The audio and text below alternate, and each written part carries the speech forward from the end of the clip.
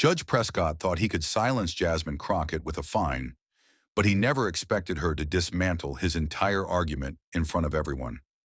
The courthouse in Tampa, Florida, had seen its fair share of legal battles, but on this particular morning, no one could have predicted the storm that was about to unfold.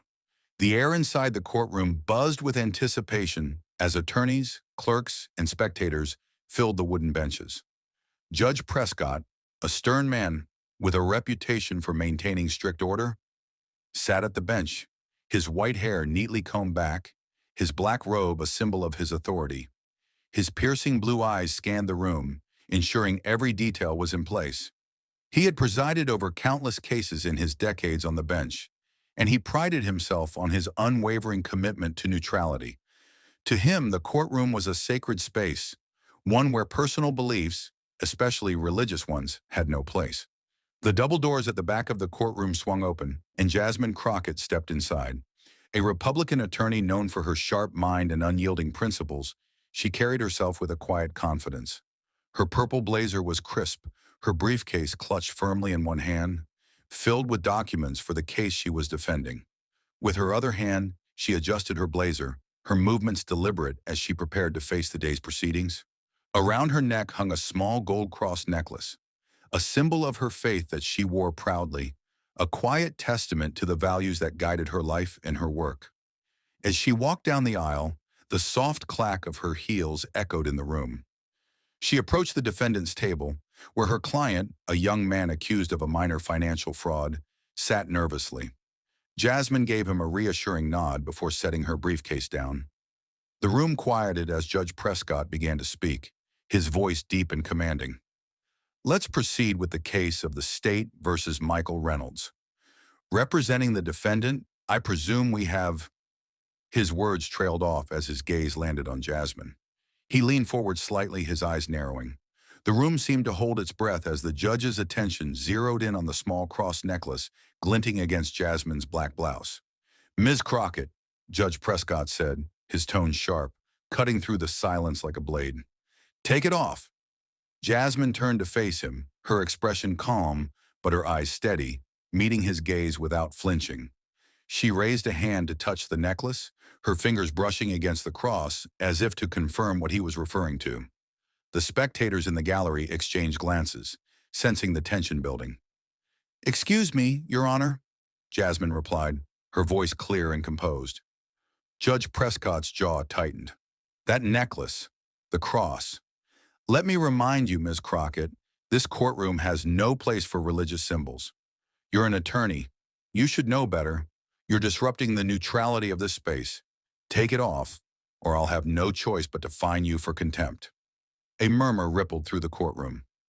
Some spectators nodded in agreement with the judge, while others looked at Jasmine, waiting to see how she would respond. At the prosecution's table, the opposing counsel, a middle-aged man named Richard Hayes, smirked slightly, leaning back in his chair. He had faced Jasmine in court before and knew she was a formidable opponent, but he couldn't help but feel a flicker of satisfaction at seeing her put on the spot. Another attorney in the gallery, a woman named Clara Bennett, who had worked with Judge Prescott for years, leaned toward her colleague and whispered, "He's right, you know. Religious symbols can bias the proceedings. She should have known better." Her colleague nodded, though his eyes remained fixed on Jasmine, curious about what she would do next. Jasmine stood her ground, her hands still resting lightly on the cross. She took a deep breath, her mind racing, but her demeanor unshaken. When she spoke, her voice carried a quiet strength that filled the room, commanding everyone's attention. With all due respect, Your Honor, I must disagree. This cross is not a disruption, nor is it a threat to the neutrality of this courtroom. It is a personal expression of my faith, a faith that informs my values, my integrity, and my commitment to justice. Values that I bring to this courtroom every day as an attorney. If we are to speak of neutrality, then surely we must also speak of character. Should this courtroom not also value the character of those who seek to uphold justice within its walls? The room fell silent. Judge Prescott's expression shifted, his stern facade faltering for a moment as he processed her words. Richard Hayes sat up straighter, his smirk fading. Clara Bennett's eyes widened slightly, her earlier certainty wavering. Even the defendant, Michael Reynolds, seemed to sit a little taller, his anxiety momentarily replaced by awe at Jasmine's boldness.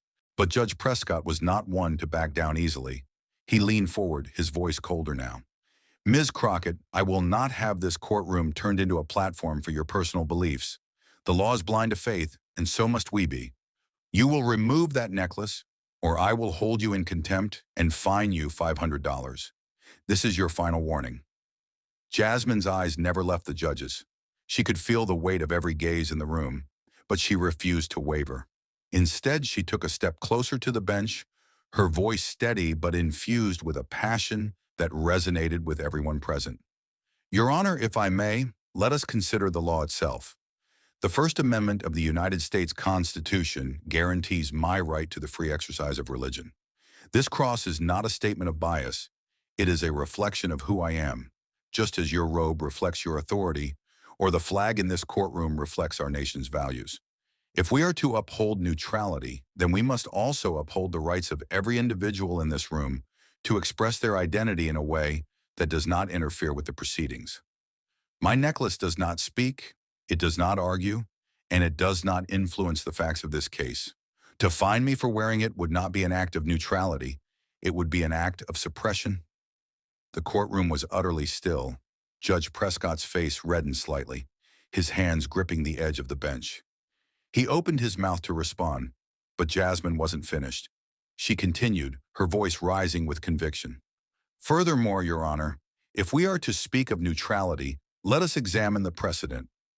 In the 1994 case of Church of Lukumi Babalu, I versus City of Hialeah, the Supreme Court ruled that laws or actions targeting religious practices violate the Free Exercise Clause unless they serve a compelling government interest and are narrowly tailored to achieve that interest. Can you, Your Honor, demonstrate that my wearing this cross poses such a threat to the integrity of this courtroom that it justifies overriding my constitutional rights? I submit that you cannot. The weight of her words hung in the air. Judge Prescott blinked, his expression a mixture of frustration and reluctant admiration. Richard Hayes shifted uncomfortably in his seat, realizing that Jasmine had just turned the judge's own argument against him. Clara Bennett whispered to her colleague, "She's got a point. He can't just fine her without a stronger justification." Jasmine took a step back, her gaze still locked on the judge. Your Honor, I wear this cross not to disrupt, but to remind myself of the principles that guide me: truth, justice, and compassion. If those principles are a threat to this courtroom, then perhaps we should all re-examine what neutrality truly means. For a long moment, Judge Prescott said nothing. The silence stretched on, the tension in the room palpable. Finally, he leaned back in his chair, his expression unreadable. When he spoke, his voice was quieter, but it carried a grudging respect. Ms. Crockett, you've made your point. I will not fine you, for now, but I expect you to focus on the case at hand and not turn this courtroom into a battleground for constitutional debates. Proceed with your defense. Jasmine nodded, a small smile tugging at the corners of her lips. Thank you, Your Honor. As she turned back to her client, the courtroom buzzed with whispers.